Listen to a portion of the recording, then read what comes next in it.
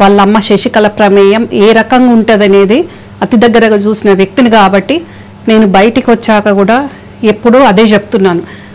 బాబాయిగా కాకపోయినా ఒక రాష్ట్ర ముఖ్యమంత్రిగా ఆయన ప్రాణానికి ప్రమాదం ఉన్నది అని నేను 2017లో కాంగ్రెస్ పార్టీ అధికార ప్రతినిధిగా ఉన్నప్పటి నుంచి జయలలిత గారికి ఏ రకంగా ప్రమాదం వచ్చిందో కేసీఆర్ గారికి కూడా అదే ప్రమాదం రాబోతుంది అని చెప్పానండి. అంటే ఇప్పుడు సంతోష్ గారి గురించి మరి కేసీఆర్ గారి రీడింగ్ ఎందుకు తగ్గిపోయింది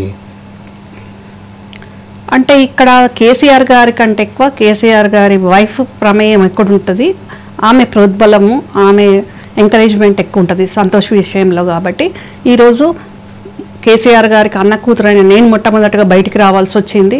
ఒక ఆడబిడ్డ ఈ రకంగా బయటకు వచ్చి కుటుంబం మీద పార్టీ మీద ఎందుకు మాట్లాడుతున్నారు అనే విధంగా అక్కడున్న వ్యక్తి చేస్తున్నాడు కాబట్టి బయటికి రావాల్సిన పరిస్థితి వచ్చింది.